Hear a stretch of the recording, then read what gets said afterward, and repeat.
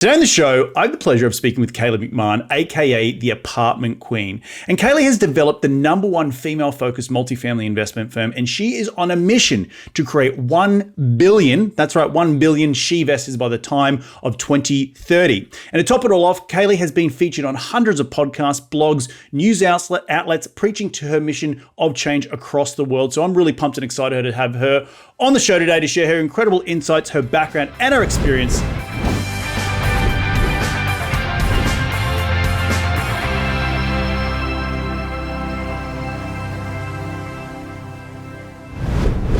Hey, Kaylee, welcome to the show. How are you doing today?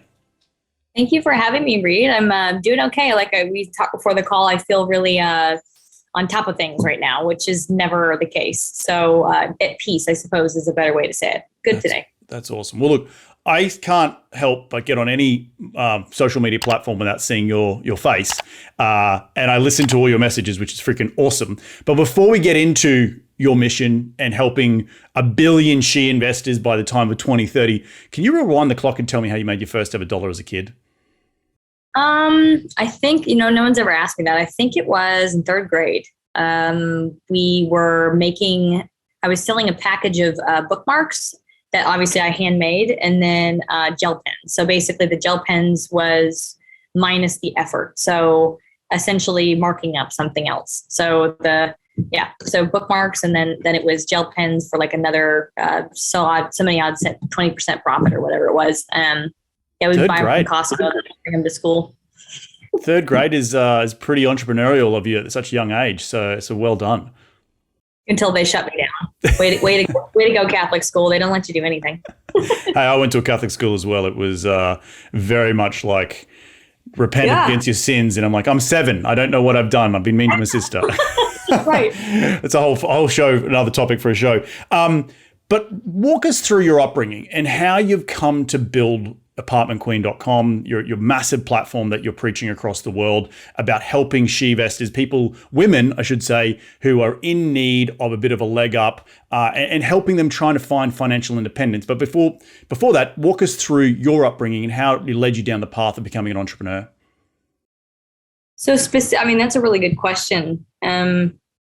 Specifically how it led me directly to here, it wasn't, it was never a straight line, right? But something I wasn't aware of when I was really young that I became, hindsight's always 20/20 when you look back and you go, oh, that's what that was. And sometimes I was also brought up in an environment where you do as you're told, you don't ask questions, your parents are the authority figures, you're not a human being. And because of that, obviously, a lot of words, I grew up to believe words versus now as an adult, I've had to unlearn all of that and look at actions. Someone says words, it kind of doesn't mean much, but really the actions speak for everything. And back in the day, I wasn't paying attention to looking back at actions in my past memories.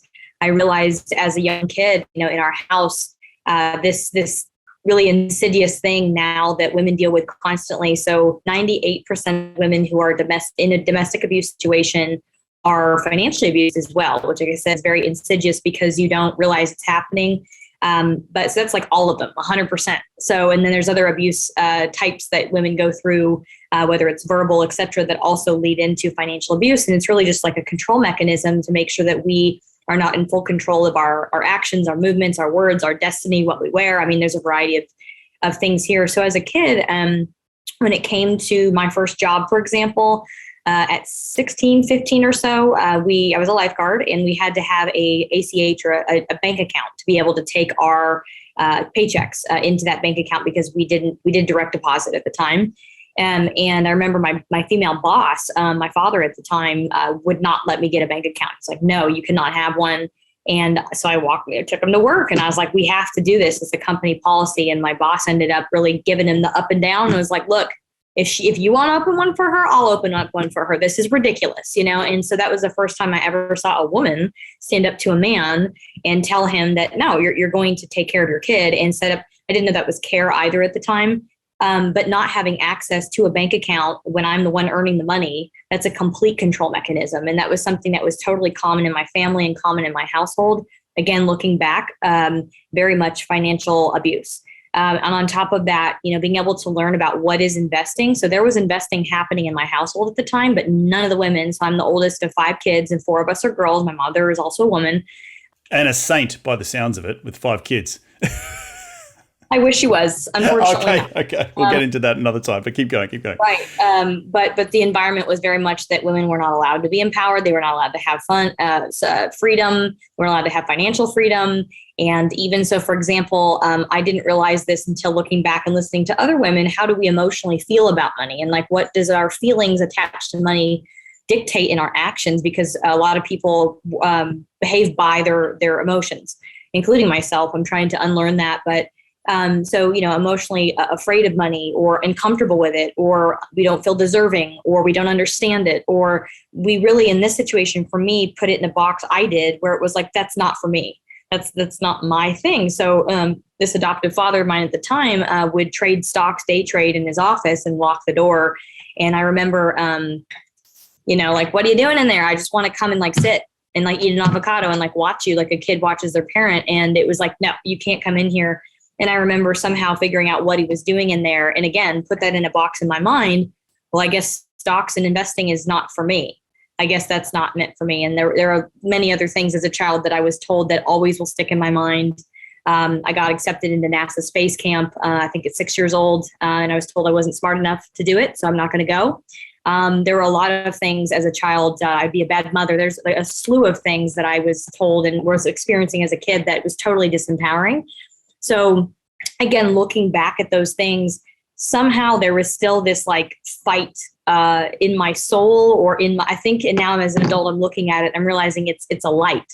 There's this incredible amount of bright light, and it's love inside of me is what is there. And no matter how evil the universe is and no matter what people do to me throughout my life, they can't stomp that light out. They might try, but so that's really a part of who I am in learning that now, and learning that's why I continue to push and try to find other ways around it to figure out what I could do to feel free and to feel empowered. And for me, it just ended up being that real estate ended up being a vehicle for me to be able to do that, specifically get out of a lifestyle that I was living that was not conducive or wasn't serving me, to be able to live freedom and peace, which is who I really admire or aspire to be. And so being able to be alone in a clean space and start over and think for myself instead of listening to those 5 people around you that at the time were very negative influences, and start over and unlearn a lot of that was how I got started. And that came from a little bit of cash flow from some rentals that I had, and being able to be on my own. So it was, that was the upbringing. And then the fire's always been there. And I recently met my biological father a few years ago. And so that person is so much like me, like it's over the top. Like he was also adopted as well. So I was adopted, didn't know him. He was adopted as well. But both of us definitely have this thing where we have a lot of passion for life and a lot of passion for being able to feel free. And a lot of people don't like that. They want to control you and stamp that out of you. So both of us, so I guess a little bit of him was in me while I was trying to find my way all my life. I don't even know where to start then. There's so many questions. I was just madly writing down, like one thing that I've written down is toxic environment, like growing up. And I have fortunate that I didn't come from that. How hard was that to change and to keep pushing through when you constantly be told, no, you're not good enough. Like, because at some point, particularly as a young adult, you'd crack, right? Like there's only so many no's you can get until you're like, maybe they're right. Maybe I can't do it. Like what piece of advice can you give to those people out there listening who come from that environment, who want to break that mold? Because I'm sure it's more common than a lot of people talk about. And that's where your message I love so much. But talk to me about how you were able to keep going through, because keep getting knocked down. There's only a certain amount of time before you'll stay down. It's not something that I would have known to do, at 7 years old, 8 years old, 9 years old. I was fortunate in one regard that growing up, my mom's mom, she's very much like me, where we're very curious. We're like if you could see this picture of me in my house, of me as a baby, I'm like this. Like, I'm just curious, like a little tiny kid is always like touching things and putting things in their mouth and trying and I stay that way as a human. I'm a lifelong learner. So that's just a natural skill set that I have. Not everybody has that. So I've always, regardless of the no's or the whatever, I'm like, well, there's got to be something out there. But my grandmother, who is my mom's mom, due to some things that happened in her family, she ended up turning the power dynamic in the couple where she was in charge, basically. And it's not for healthy reasons or whatever, but that's just how the dynamic worked. And because of that, she was able to kind of do whatever she wanted to do. And so that's not normal in my family, but, Papa messed up. And so anyway, the dynamic changed. And so for her, she was inquisitive into my life and wondering, like, what's going on with your dad? And like she would see things and she didn't know how to ask the hard questions, which I wish she would have, but she did know how to be there for me. So I would probably spend every other weekend at my grandparents' house. And we'd always go, watch movies, and we quilted together and painted and did a lot of activities that really, I did Irish dance and did a lot of sports growing up. So I had a lot of energy that was used to do things, create things or dance or play sports or whatever. So she was always very supportive in getting me to certain things like that. And she was always asking me, like, how are you doing? How are you doing? What are you working on? What's next? And even that maintained all the way throughout into high school and college. Like, my parents never asked me about my grades. They were like, you could fail. We really don't care. You don't go to college. We don't care.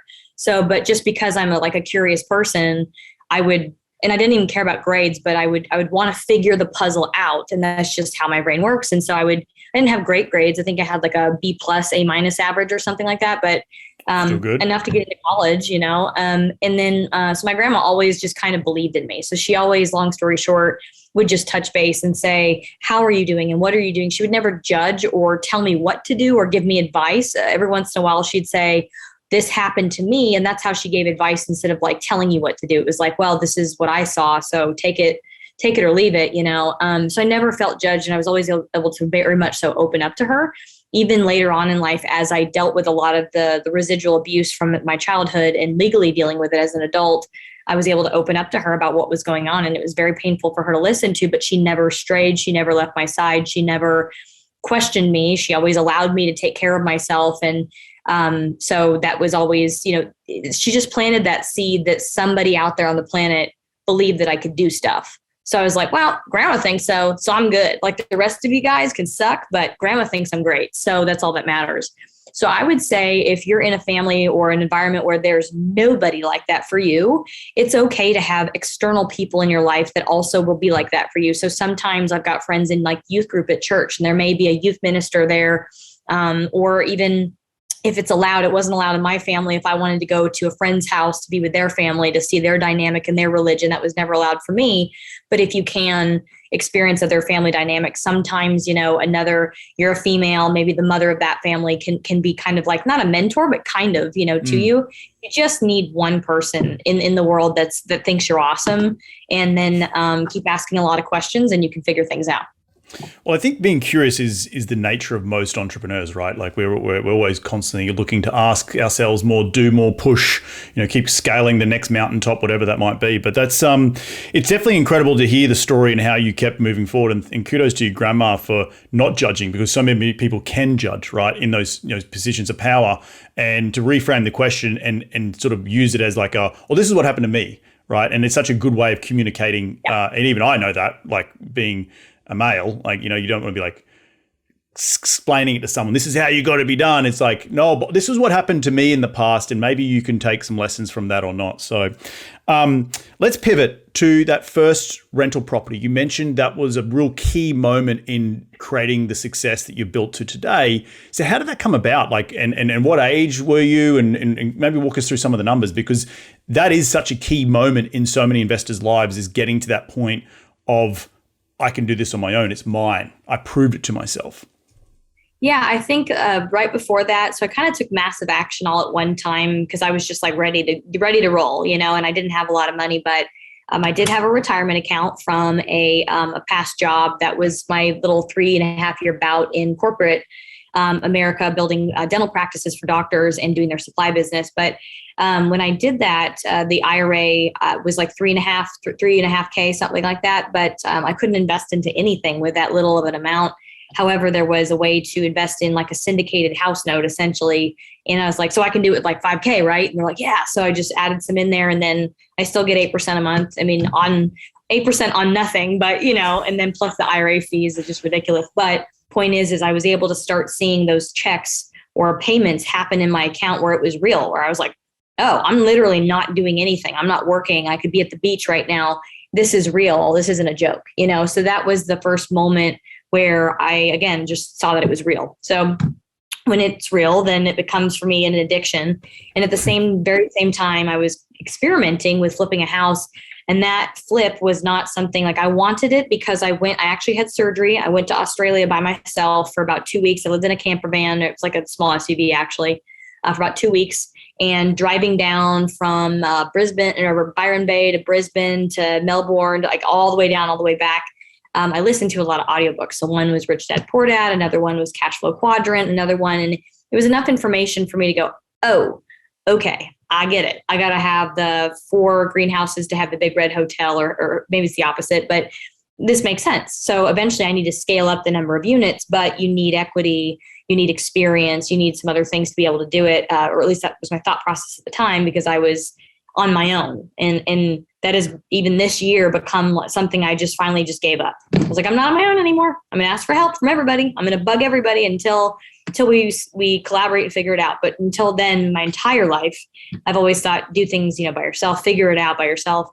So I came back from Australia going, okay, so I'm ready. Let's flip a house. Let's take some of the income that I have from my leasing job at the time. And then it became, let's do retail sales as a real estate agent. Let's take some of that money and let's flip a house. So I thought you'd have to have 20% down, et cetera.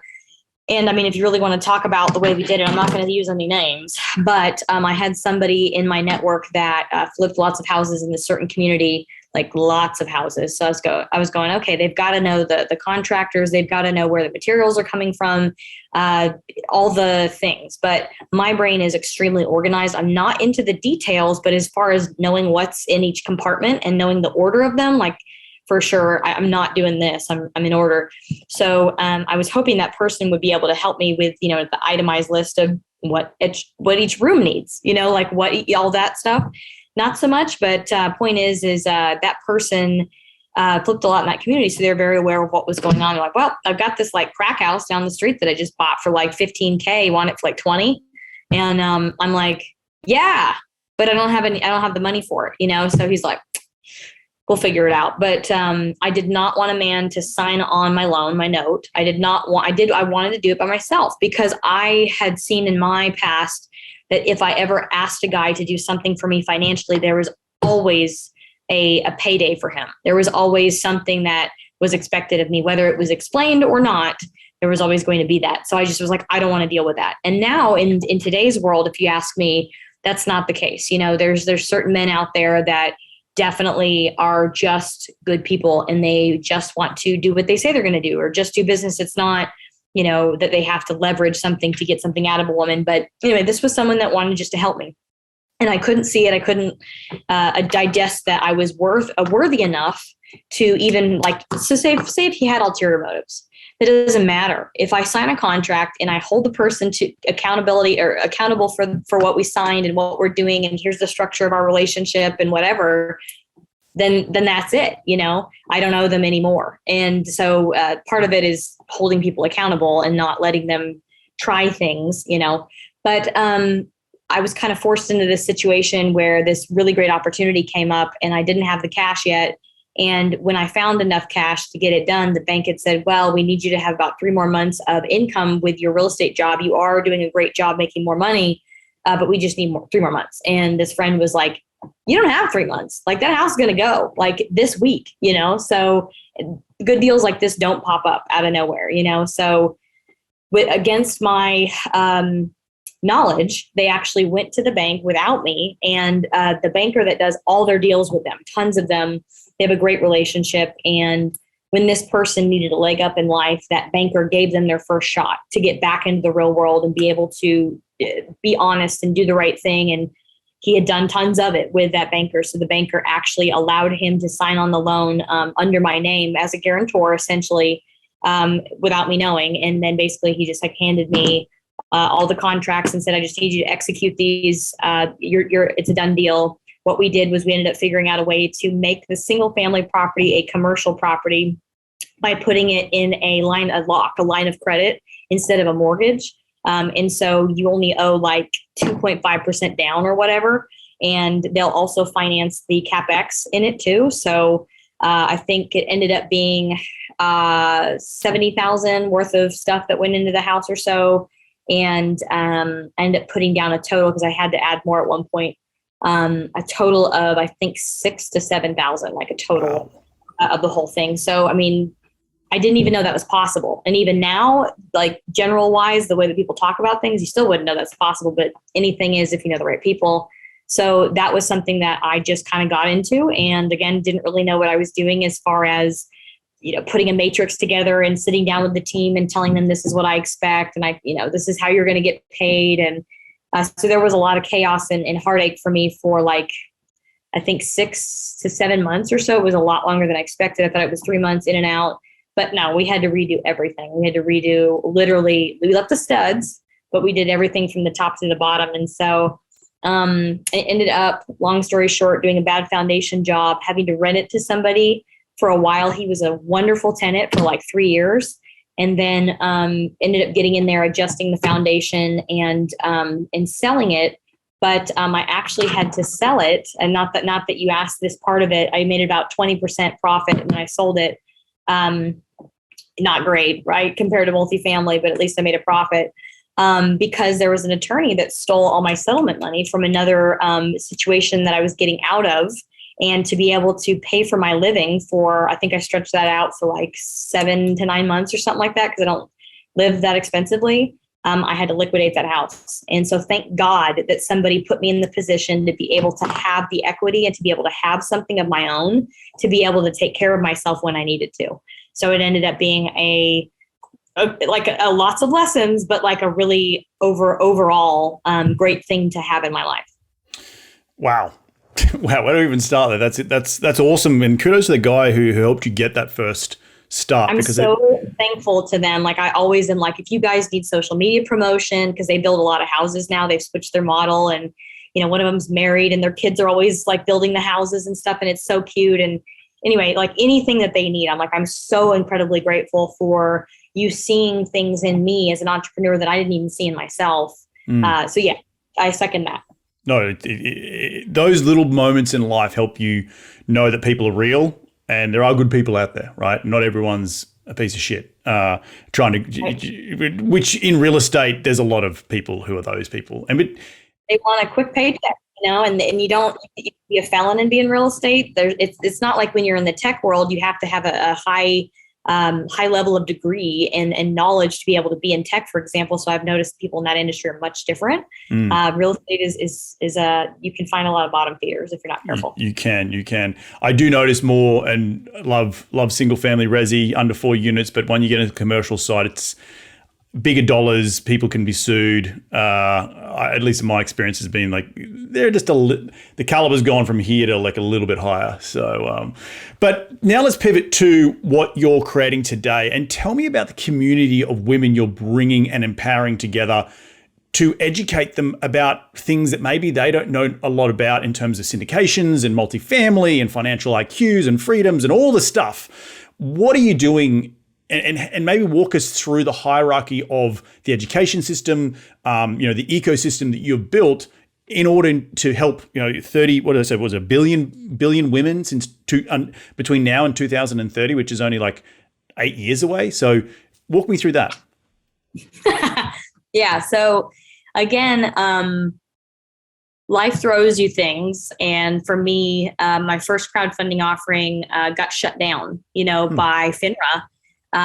Because actually it was the platform that shut it down, but it was FINRA's recommendation, because I hired an attorney that essentially left a lot of stuff out of my Form C. So normally we do Reg D or Form D, regulated offerings. It's an exemption with the SEC, and this is different. This is crowdfunding. So I hired a Reg D attorney to do a Reg C, did a horrible job, and it got flagged for fraud. And essentially someone else was still threatening me at the time. And so they saw that as an opportunity to like say, hey, even though that this was an old case that doesn't mean anything anymore, I'm going to like start threatening people. So they're like, well, to err on the side of, caution, let's just shut it down. So that took, lots of money and 7 months of my life that I put that together because I really passionately care about getting myself in my early 20s. Like I think I was 23 or so when I had that first passive investment in that house note. That was my first experience with getting passive income. And so I wanted women to be able to access that, but in multifamily, which is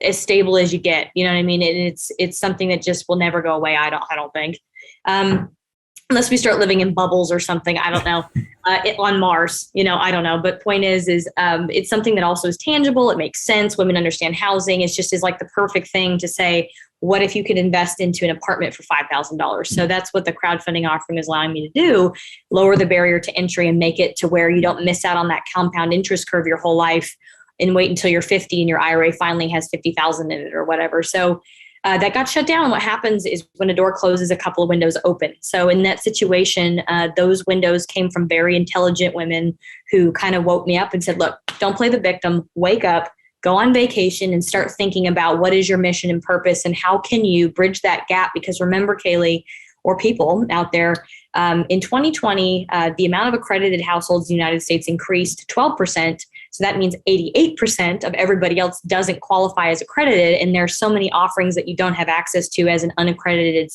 investor. We do have the ability to help sophisticated investors.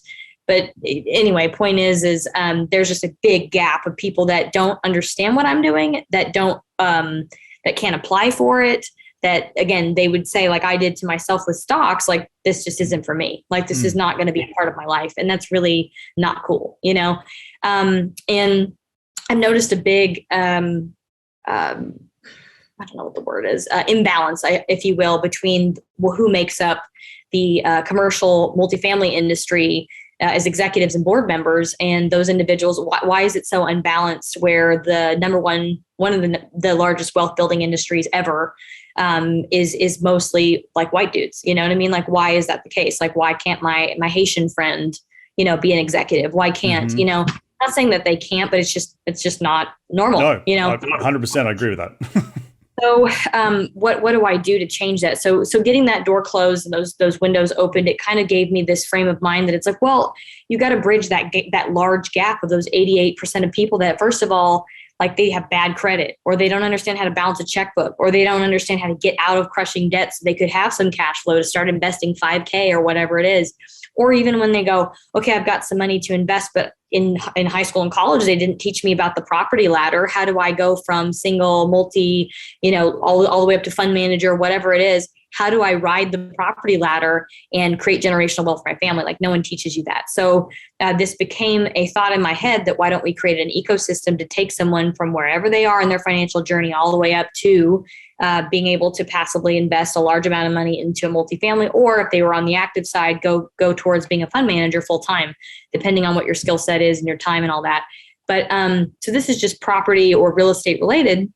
So to do that, we've had to be collaborative, and I've had to ask for help and partner with other female-owned businesses where we're partnered, for example, with Financial Literacy for Her, a credit repair organization, a debt coach who personally works with you one-on-one to be able to, within about a year, get you out of debt and get you to some cash flow, even without changing your income level.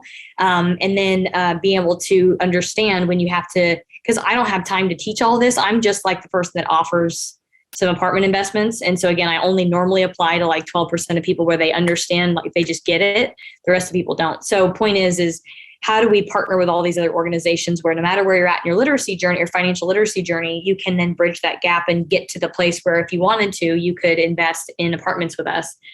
So that's really part of, or where the ecosystem came from. The idea wasn't my own, of course, but to where it was just, it's solving a problem that everyone seems to not care about because, in real estate, we get paid well. We really do. And so that's another reason why we're not high tech either, is because we don't see the necessity of it, because we're like, well, we can find the ways to plug the boat holes and the workarounds and all that to get away with stuff and to still close. But it is absolutely painful and full of fraud. And, it's not accessible to everyone, but no one seems to care. So I care. Right. No, well, I love that you explained all the different aspects of the things that someone in that 88% would need to qualify in terms of bad credit, financial literacy, understanding debt, but also then being self-aware enough to understand you don't have to be the person to educate them. You don't have to do everything, right? You can find other organizations out there, women-run organizations that help empower other women, and you can partner with them, and you can be sort of in your lane, if that makes sense, to apartment syndications and providing that as the service, hopefully that they get through all these other awesome tools to get to the end result where they can actively invest with you. Are you actively raising on Reg A right now to allow unaccredited investors to invest for as little as $5,000? We've got a Reg D for accredited only, and then that's been live for a couple of months. And then my Form C was just approved from FINRA yesterday. We finally refiled a whole new one and scrapped everything, and it's been like months of this. I think I started in October. So we redid the whole offering, and I found a new attorney who's actually a lobbyist in Washington, D.C., Elizabeth Carter, Esquire. They're like on the cutting edge of blockchain, the DeFi industry, everything that's happening with crowdfunding. So when I am looking into these other technologies and things that I am doing with smart contracts, et cetera, like they're already up on all of it too. So, and she's a woman that really loves like empowering African-American ladies. So that's what her whole staff is full of, and really loves what we're doing too. So she's just, and she's extremely detailed. She does not, like in the Reg D world, you kind of get people to sign off on like, hey, you're smart enough or you have enough money, so if something goes wrong, you can't come after me. Like just sign here. I can take as much money from you as I want, and no one gives a rip as long as you sign. We don't really care about you. We don't care about your family. I'm not going to like verify you as an investor that, and cap your investment, for example. So the way that FINRA looks at these crowdfunding offerings, very different. There's actually, I don't have it in front of me, but I'm making a PowerPoint right now for an IRA company that I'm presenting at on Thursday, where it walks you through all of, depending on your liquidity and your net worth, you're capped at a certain amount of investment for this type of offering. So so it's very different that they were really like, we want to protect these unsophisticated, unaccredited individuals like your grandma and make sure that, that they're not losing everything if things go wrong. Yep. What is that cap, by the way? I thought it was 10% of your net worth, isn't it? It is. I would screen share if I could. Okay. So for example, if either your net worth or your income is below $107,000, the investor may invest up to 5% of the higher number, income or net worth. Note that anyone can invest at least $2,200 per 12-month period, so anyone can do that, and no one who is not accredited can invest more than 107. So that is the end-all be-all cap. So then there's a chart that I've got here that basically breaks down like if your annual income was $30K to $1.2 million, you'd be able to invest $2,200 up to $107,000. So I don't know if that simplifies it, but that's the way the crowdfunding works. Interesting. And that's all through the non-accredited platform, correct? Yeah, non-accredited and non-sophisticated. Like you can just so it's like the same thing as if you were, I have some examples of other platforms. If you've ever heard of, let's see, GoFundMe or AngelList or CapBridge or anyway, any of those type of places where typically it's for like a tech company that needs some seed money or pre-seed funding. But the way that in 2020 in March that the regulations were changed is that crowdfunding was no longer capped at $1.7 million or $1.70 million because you got to pay the platform. It's really crazy. It's now capped at $5 million. So now we're able to do 5x what we could. And so then it started making more sense to do it for real estate deals. As we come towards the end of every show, I like to ask where you're headed in this year personally, and then what do you want the company to grow into? I think we've already defined the 2030 vision, but what does the rest of this year got in store for you? So this year we're at April now. So personally, where I'm at right now is working on being very clear about who I am. So we think we know, but we're just a reflection of our environment. We're a reflection of our past a lot of the time. And so really I've had to go into my subconscious to really go like, who is baby Kaylee? Like really, what is that little girl like? Because there's nothing wrong with being a little girl.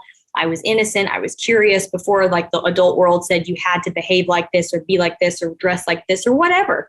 What would you really want? Okay, I love being in the woods. I love traveling. I love, get back to that place where I feel just not suffocated. So sometimes I have the ability to actually totally pivot my life, the way that I live, my lifestyle, et cetera, to shed all of the distractions and all of the stuff that you sometimes, not always, but you sometimes will associate like my car or my job or my children or my whatever is me. And that's not you, that's your environment. So really right now it's focusing on getting down to that place. Also regaining total self-confidence. I've gotten very confident in business because of a lot of the troubles or a lot of the challenges that I've been through, because you get through that. You're like, oh my God, my legs are still attached. Yeah. What do you got? Bring it on. You know what I mean? Like it really doesn't bother me anymore, but personally a little bit different. And so part of that has to do with loving myself. There's certain personal struggles that I've really had to keep digging and realizing that deep down there's things there that I didn't even know were there. And part of my journey involves for me keeping people around me that can help me with the observer perspective of looking at me and giving me feedback. Like what is the gap between who I think I am and what you're observing on the outside?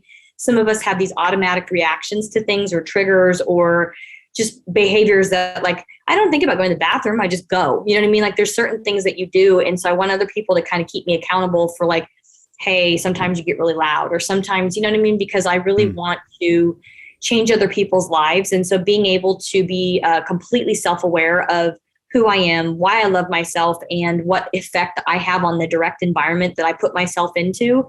I want to be able to walk into any room and just have everybody's head turn and be like, oh my God, she made me feel better. She made me feel more self-worthy. She made me feel like I could do it. Like that's the kind of impact that I want to have on the world. So it starts here, right? So that's my personal journey. The next, so many odd months, I don't know how long it's going to take. Could be forever because we always change. I don't know. In business, then it's right now it's trying to figure out how to scale because I've never done this before. I've never truly been able to say, hey, let's break down my business by profit categories and where they come from and whose butt's in the right seat that's in control of that exact revenue stream. They're better at that thing than me. And I would go to a bank and say, okay, here's exactly what we make and how we do it. And if you gave me $10 million, here's what we could do with that in 12 months. So that's really the trajectory we're on right now, trying to work on doing that with my operating business because there's several like small businesses that kind of feed into that, like a book and a podcast that's got commercials and some sponsorships. And our Women Who Invest group is a subscription-based service. We do want to scale that and probably franchise it. There's several income streams that feed into, the parent company or operating company for Apartment Queen Investments, including, management fees from the deals and stuff like that. But we do want to create a real company that's scaled and to kind of like take myself out of the business. And so you can travel more?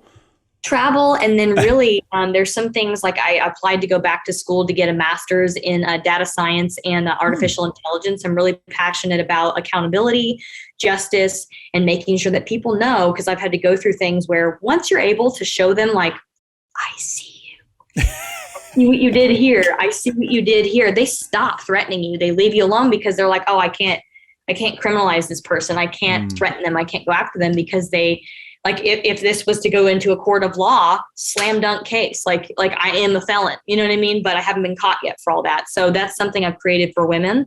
And I do want to see myself kind of take this Women Who Invest group and bring in, I've talked to a few attorneys and individuals who work with cybersecurity and some in the government space to where we have this solid group of people that like when someone threatens one of us, it's like, bring it on. You know what I mean? We have a network to handle this. And partially what I want to do is kind of, stay in the background, make sure that over time that the vision and the mission and the values of our company stays the same. So if we were to eventually get bought out, I do want to kind of do like a Mark Zuckerberg thing and kind of stay on the board and make sure that the mission, vision, value stays the same. But really when someone messes around with one of the women that we empower and put forward in these different MSAs or metro statistical areas of Texas is where we're starting. We just want the power team here, here, here. And I don't need to be a part of any of it. It's just like, here's the systems and processes to do it. But when someone screws around with you, I pop up out of nowhere. Like that's kind of what I see happening this next year. And then maybe reevaluating, I kind of already am, what is 1 billion She-Vesters really look like? Because I did create our app to essentially be sold off, honestly, to another company who does the exact same thing, but they only focus on paper assets. So this is on solid real assets and real estate. This needs to buy this one. This one just raised $60 million in a Series B round and essentially is the same thing. So they'll come and buy us out or whatever. But putting those networks of women together that are in stocks and in paper assets and real assets. When one sucks, go over here. When the other one sucks, go over here. And being able to combine the platforms together. Do what they're doing on their other platform, where what they've done is pivoted to where invest $1. So it's like, if I can just have women, 1 out of 7 billion people, 1 billion women invest $1, like more will invest more. Some will invest 5. Some when I do the math, and like for the amount of waitlist people I have for my crowdfund right now, if everyone puts in the minimum, I have $2 million, boom, right away. Like that's a done deal. So imagine doing that, but like with $1. I mean, Ellevest is doing it. So it's possibly a new pivot on what does that 1 billion She-Vesters look like. That's awesome. I'm intrigued just to watch your journey, and I hope we can get you back on the show in a couple of years' time to see that you've sold out of all your businesses, you've gone away like Mark Zuckerberg, and now you're living on the beaches of Australia because you want to go back because it's a freaking awesome country, right? No, the people there. That's what it's all about. Like I do have some. I know. Look at these guys. You know, I went to Croatia with. They're just like, I don't know. Like they're so funny. Hey, you want to go get some brekkie? Like I don't know. They're a hoot. Like, like we're all the same. All right, we're all the same. I can put on my accent if I need to in a thick way. So, but look, I thank you so much for sharing what the vision is. I really do truly believe that you will achieve this, and I'm sure we'll talk after we turn off the podcast how I can help you in a sincere way. But before we turn off the podcast, I do have a lightning round questionnaire that I want to get through. It's called the Top 5 Investing Tips. Ready to get into it? Yes. Question number 1 is, what is a daily habit you practice to keep on track towards your goals?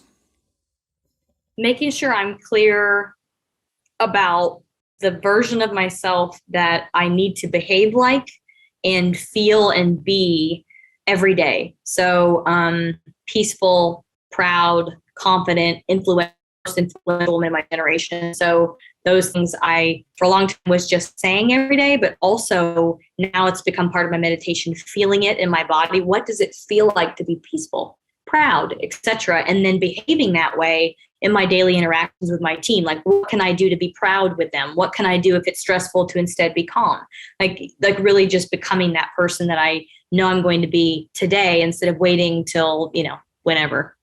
That's awesome. Like nearly like picturing that person you want to be and then going and acting on those actions, because if you have those actions, you will become that person, right? Yeah. Mm-hmm. Love that. Question number 2 is, what's the most influential tool in your business? And when I say a tool, it could be a phone or a journal, so it's a physical tool, or it could be a piece of software that you just can't run the business without. What is it? I think Buffer. Buffer? It's something that we use that, for example, if I want to get a message out on something coming up that you can go do with us, we'll do one media post and then you just put it on Buffer, and I've got like 15 community pages on Facebook, like 2 profiles, like a bazillion pages, and every single media profile you have, you push it one button and it goes everywhere. So, and you can also schedule it. So if you're like, hey, use these 2 posts alternating every other day. And that's why you see me so much, because we just schedule it out. I go, here's 2 versions of the post one every other day, schedule it out for 30 days. Then I'll go run a report at the end of the month and see like what is the top performing, and then do that one every day or whatever. So Grant Cardone does the same thing when you funnel hack his stuff. You can kind of see like what they keep running for long term. Those are the ads that he uses, that the copy and the images and the colors people are attracted to. So you could create that. I have also done that. A lot of that is awesome. Finding those people that are out there, getting ClickFunnels, going to get their each funnel page has a URL. You can literally copy it and put it into your ClickFunnel. You got to redo all of the pictures, images, CSS code, all that stuff. You can't have any of their copyrights, any of that stuff. But, it's just the general template and colors and things that you would pay somebody like at least $5,000 to come in and create stuff like that for you. Love it. Buffer. I'm going to definitely check that out. Computer in your buffer. Question number 3 is, who's been the most influential person in your career to date? Maybe we already mentioned her earlier. There's 2 people in my career. So my grandma gave me a foundation of, as a person, that even if I decided to go live in a camper, which I actually might do, I'm kind of considering doing that, she'd still love me. She'd still think I'm awesome. She'd still be like, well, what's next? Like, what are you going to do with the freedom from all your stuff, But the people in business that have been really influential, there's somebody, his name's Will, that was someone that was in multifamily when I first was in the broker agent world. And they're kind of shy and kind of like data science-y type personality. Gets in front of a room of people and is kind of like, I don't want to be here right now, but I do need to share that because of my market intelligence and my ability to listen to other people and make friends in other industries and be more like a globalist, living overseas, really getting a picture of what's going on in the world, and not just that person had been very successful with his investors' money.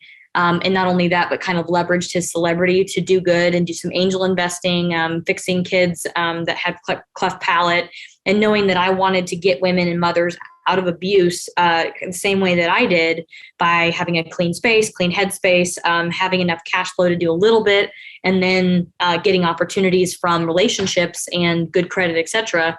I can use my, celebrity for doing the same thing. So that person showed me it was possible. And then I met them. And then even now, because they're now more into the blockchain or the Bitcoin world, and I've recently gotten into smart contracts, and we're spending time in Miami. So we kind of run into each other. But point is that person always keeps learning, and they always keep trying to figure out ways to be innovative and ask questions.